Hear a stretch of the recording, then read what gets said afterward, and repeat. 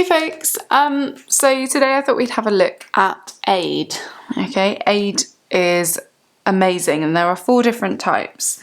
So if you can start by just writing the word aid and just popping it in a box. Okay, just like that. And we will be thinking about the impacts of aid as well as we bring this in. So I might actually have to pop that as a title. So let's have impacts of specifically international aid. So this is country to country aid. Just underline that a little bit. There we go. Okay, so there are 4 different types. We have 4 different arrows just coming off our box. There we go. So number 1 is going to be technology. Okay, and there are many different types of technology. I'm just going to give you one example in case you would like one. So for example, hopefully I can draw this. A wind turbine. If you don't know that's a wind turbine, just write down wind turbine next to it. So very often companies, corporations will share their technology, their plans, how to build one, how it works with other countries, because that is an accessible way to make electricity. So if you can make a wind turbine and you're in a windy country, that is just perfect.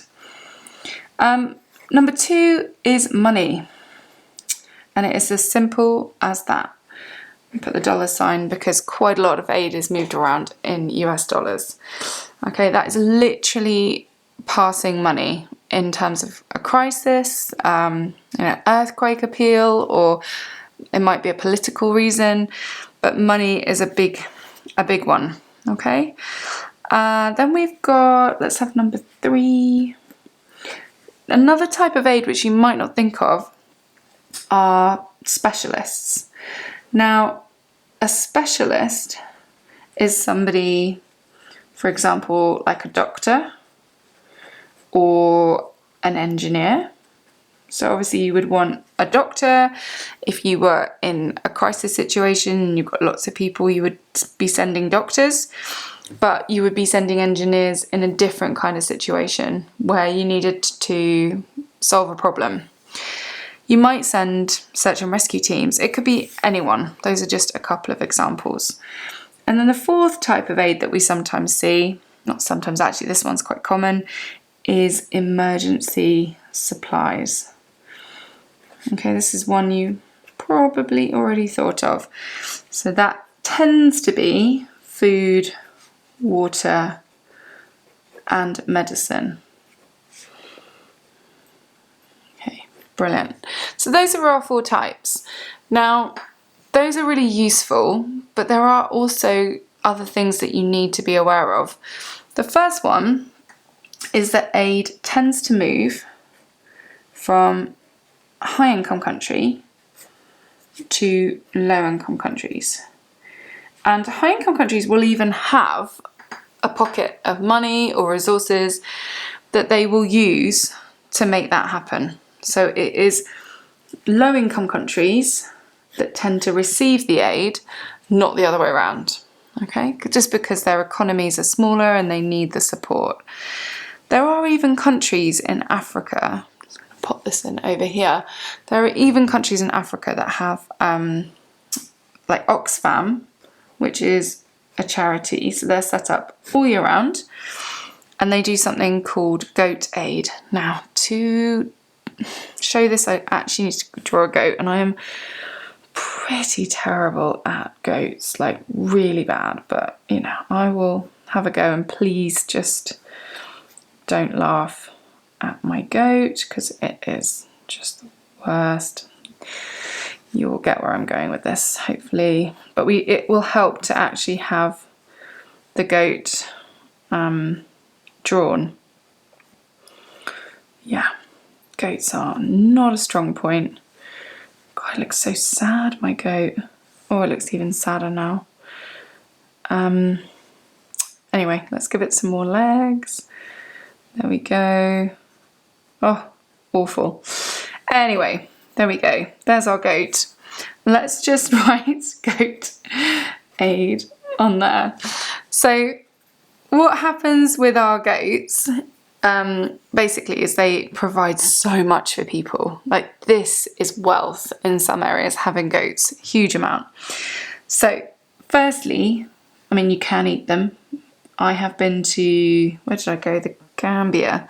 And we had goat stew, goat curry, goat couscous, like goat meat was huge. So it provides meat. Okay, and you can obviously farm these animals, you can create more of them. You can keep them alive, the female ones, and you can use them for goat milk, which also you can turn into cheese. Okay, goat's cheese. And those kind of dairy-based products, which are really useful. And then drawing a line to here, goat poo is an amazing fertilizer. So this is used for, plants. I'm going to draw some plants on there because it helps plants grow. So meat, milk and cheese, fertilizer, and let's not forget income. So if you have goats, you can sell goats, and that provides you with a business. And goat age is something that is very, very common in Africa. So Oxfam in parts of Africa.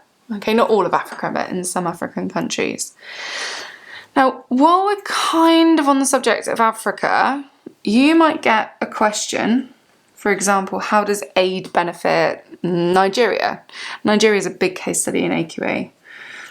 So let's write that one down. How does aid benefit Nigeria? That's a valid question. Could even be a 6-mark question, that one. I wouldn't expect it to be more than that, but we'll see. Now, let's just very sort of loosely, and probably not very correct, but just draw Nigeria. Right, Nigeria in the middle. And here we go. So, first of all, we have got loans. Okay, monetary loans. Remember we said money as number 2. So in 2014, if you want to use that quote, the World Bank, which is a big organisation, the World Bank gave a £500 million loan. Oh, actually, sorry, get that right. $500 million loan to businesses in Nigeria. So 500 million to businesses. That's a huge amount of money. And obviously they're turning that money into more money because it's a loan to businesses and they're going to be making and improving their businesses and making more money. They also did a really lovely community care project just for orphans. So these are for children whose parents are no longer around. So this isn't just money from the World Bank. Aid can come in other different ways as well. And community care might be through sport, it might be through education, but it's a specific orphan organised programme. Next, if you were interested in sort of specialist side, the USA, okay, known for lots of things, but I don't know if you know it does this. The USA often sends doctors and also medicine, so both the people that can treat you and the actual treatment itself, to reduce the spread of HIV and AIDS. And that is working. The number of people with HIV or AIDS in Africa has come down enormously in recent years. There is something else that countries like Nigeria often struggle with, and that is malaria. So, we were saying like other sort of specialist supplies and things.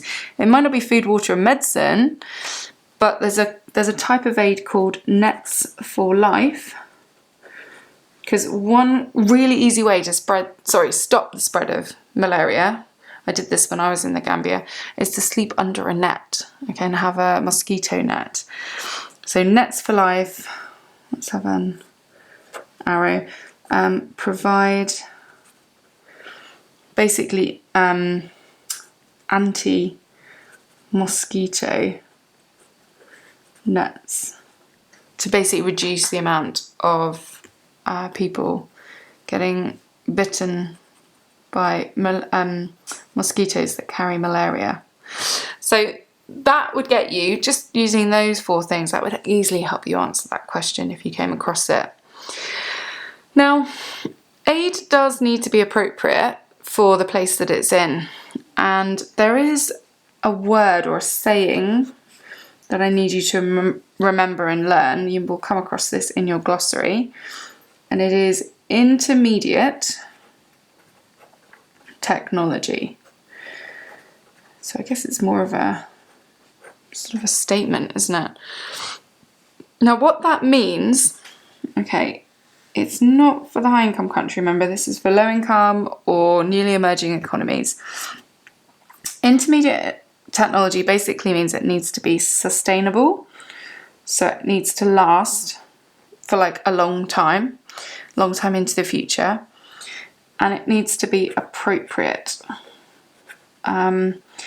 And I'll explain what I mean by that in a second. So it needs to be appropriate for kind of the local population. Now, a really good example of this, if you've studied this case study, is Chamba in Peru, which was what we call a micro hydroelectric scheme, so a miniature version of a dam in a way, with some water that they moved to create electricity. So the place is called Chamba. It's a really long word, and it's in the country of Peru. And this place, it had no electricity at all. And then along came some engineers, I'm just going to draw a river, and they made a micro hydro, which just means small water, hydroelectric kind of scheme. And it was run by the local people. This was the amazing bit about it, is it wasn't expensive. It was really affordable. It gave people jobs. It gave them electricity. They had no electricity. So that was amazing. So it employed local people. What else did it do? I did say, didn't I? It was affordable. So that means kind of low cost. And it gave people electricity. So, you know, it completely changed their lives. Now, all of this is amazing. Even the goat aid, my terrible goat. It's not getting any better. So we've got our 4 types of aid. We've got our goat aid, our Nigeria case study, this Chamba one in Peru and South America, but we haven't focused on the problems with aid, and there are problems with aid. So let's just have a bit of a sad face, okay? It's not all good. So basically corruption. So if you just write problems. So there are 2 main problems. The first one is corruption. If you've not come across that term, it basically means countries where the government is not fair and is not just. So what very often happens is the aid, so if a country's given money, often the money, the aid, does not or doesn't get to the population who need it. It kind of gets taken at the top. And that is a massive issue that is going on, unfortunately, around the world. So corruption is number 1. Number 2 is something, we're going to call it dependency.